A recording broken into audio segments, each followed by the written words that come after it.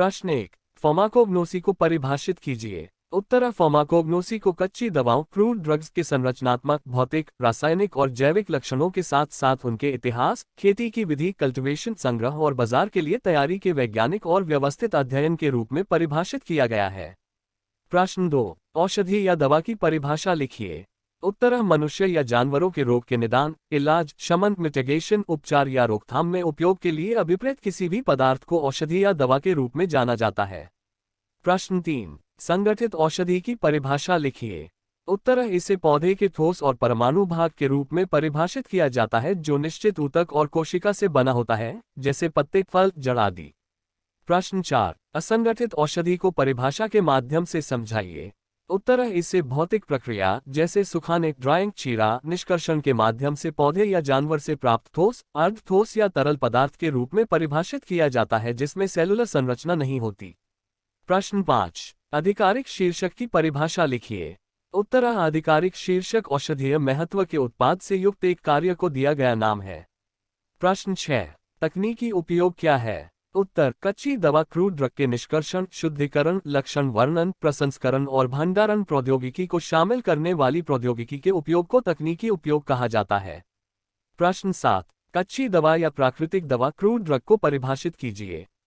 उत्तर। पौधे या पशु स्रोत से प्राप्त पदार्थ, सब्सटेंस जो संग्रह, कलेक्शन और सुखाने, ड्राइंग के अलावा किसी अन्य प्रक्रिया से नहीं गुजरता है, उसे कच्ची दवा कहा जाता है।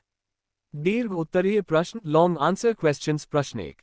फार्माकोग्नोसी की परिभाषा लिखिए। इसके इतिहास के बारे में संक्षेप में चर्चा कीजिए। उत्तर। फार्माकोग्नोसी की परिभाषा, डेफिनेशन ऑफ फार्माकोग्नोसी। फार्माकोग्नोसी दो शब्दों फार्माकोन और नोजी से मिलकर बना है, जिसमें फार्माकोन का अर्थ औषधि एवं नोजी का अर्थ ज्ञान है। इस प्रकार विज्ञान की वह शाखा जिसके अंतर्गत प्राकृतिक औषधियों, नेचुरल ड्रग्स के जैव रासायनिक अवयवों एवं जैविक अध्ययन तथा उनके औषधीय उपयोगों का वर्णन किया जाता है, उसे फार्माकोग्नोसी कहा जाता है। फार्माकोग्नोसी का इतिहास, हिस्ट्री ऑफ फार्माकोग्नोसी, विभिन्न देशों के लोग जैसे असीरियन मिस्र के लोग, इजिप्शियंस, चीन के लोग, चाइनीज तथा ग्रीस आदि देशों के लोगों द्वारा हर्ब्स तथा विभिन्न प्रकार की औषधियों, ड्रग्स का उपयोग किया जाता था। सर्वप्रथम सीडलर नामक वैज्ञानिक ने 1815 में फार्माकोग्नोसी शब्द का प्रयोग किया था। प्राकृतिक औषधियां विभिन्न स्रोतों जैसे जंतु, पौधों तथा खनिजों से प्राप्त होती हैं। जैसे जैसे सभ्यता का विकास होता गया वैसे वैसे प्राकृतिक पौधों का प्रयोग विभिन्न प्रकार के रोगों की रोकथाम हेतु किया जाने लगा। सभ्यता के विकास के साथ मानव के ज्ञान में वृद्धि हुई तथा ज्ञान को ताम्रपत्र या अन्य कागजों पर लिखने लगे। भारत में मेडिसिनल प्लांट के बारे में जानकारी पूर्व में ही थी, लेकिन औषधीय गुणों का वर्णन ऋग्वेदा तथा अथर्ववेद, अथर्ववेदा से आयुर्वेदा का विकास हुआ। आयुर्वेद के प्राचीन ग्रंथ चरक संहिता तथा सुश्रुत संहिता हैं। इन ग्रंथों में शल्य चिकित्सा का वर्णन है। प्राचीन काल से ही पौधे मनुष्य जाति को विभिन्न रोगों से आराम दिलाते रहे हैं। सभी युगों के प्रारंभिक मनुष्यों को औषधीय पौधों का कुछ न कुछ ज्ञान रहा है। आदिमानव का यह ज्ञान सभ्यता के विकास, एडवांसमेंट ऑफ सिविलाइजेशन के साथ साथ बहुत रूपांतरित हो गया है। आज के युग में प्रायः सभी यूनानी एवं आयुर्वेदिक औषधियां पौधों से प्राप्त होती हैं। बहुत सी एलोपैथिक औषधियां भी पौधों से प्राप्त होती हैं। प्रश्न 2। फार्माकोग्नोसी की वर्तमान स्थिति का उल्लेख कीजिए। उत्तर। फार्माकोग्नोसी की वर्तमान स्थिति, प्रेजेंट स्टेटस ऑफ फार्माकोग्नोसी। अब लोगों को प्राकृतिक मूल की दवाओं की उपयोगिता का एहसास हो गया है जो न केवल किफायती इकोनॉमिकल है बल्कि सुरक्षित भी हैं। पादप स्रोतों से सक्रिय संगठकों ने फार्माकोग्नोसी और फाइटोकेमिस्ट्री में तेजी से विकास किया है। रसायन विज्ञान, जैव रसायन और औषधि विज्ञान के क्षेत्र में तेजी से विकास ने फार्माकोग्नोसी में प्रगति का समर्थन किया है। पौधे जैसे पोडोफाइलम, लिकोरिस, वैलेरियन, आर्टेमिसिया, वेराम आदि पहले कम महत्वपूर्ण माने जाते थे, लेकिन इनके पुनर्मूल्यांकन री-इवैल्यूएशन ने इनकी उपयोगिता स्थापित की है। प्रश्न 3। फार्माकोग्नोसी के विकास क्षेत्र पर संक्षेप में लिखिए। उत्तर। फार्माकोग्नोसी का विकास क्षेत्र, स्कोप ऑफ फार्माकोग्नोसी। फार्माकोग्नोसी का क्षेत्र अत्यंत विशाल है। अलेक्जेंडर सेरिच 1856-1938 को फार्माकोग्नी का फाउंडर माना जाता है। फार्माकोग्नोसी के अंतर्गत औषधि पौधों का इतिहास एकत्रित करना, कलेक्शन पहचानना, आइडेंटिफिकेशन छांटना, सिलेक्शन संग्रहित करना, प्रिजर्वेशन उनके औषधीय भाग का आयात एवं निर्यात, एक्सपोर्ट एंड इम्पोर्ट आदि का चित्रण करते हैं।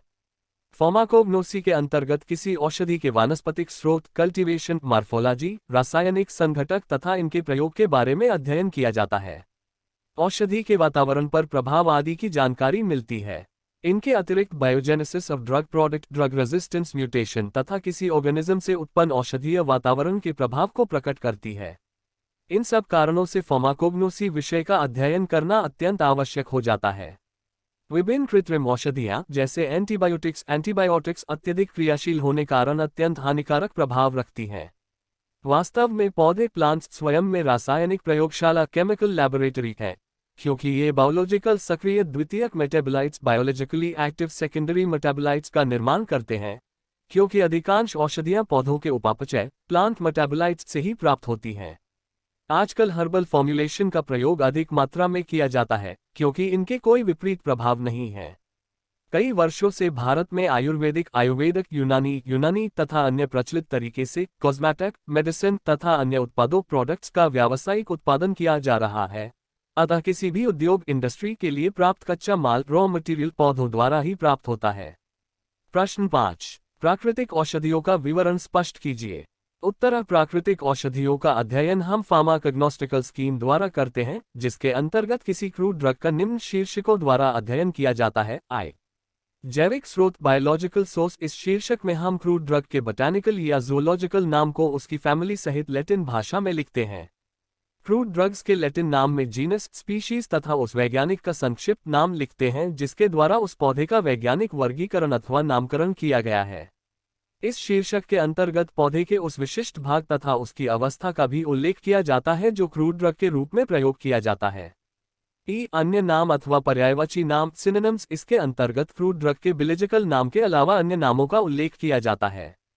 उदाहरण के लिए बेंजीन का बायोलॉजिकल नाम तो स्टायरैक्स बेंजोन है, जबकि सिनोनिम गम बेंजोमन है, बेंजोनियम लोबान तथा भौगोलिक स्रोत अथवा वास, प्लांट जियोग्राफिकल सोर्स और हैबिटेट। इसके अंतर्गत उस देश अथवा स्थान का उल्लेख किया जाता है जहां उस प्राकृतिक औषधि क्रूड ड्रग की पैदावार होती है अथवा जिस स्थान से उस क्रूड ड्रग को प्राप्त किया जाता है।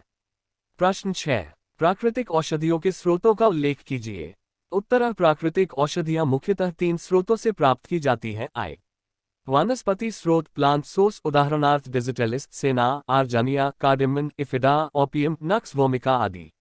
जैविक स्रोत, एनिमल सोर्स, उदाहरणार्थ शहद, silk, shark, liver oil, thyroid, insulin, माम, बीशवर्स, कैब्राइड्स आदि। खनिज स्रोत, मिनरल सोर्स, उदाहरणार्थ chalk, kaolin, bentonite, asbestos, pectin, मकरध्वज, आयुर्वेदिक भस्म आदि।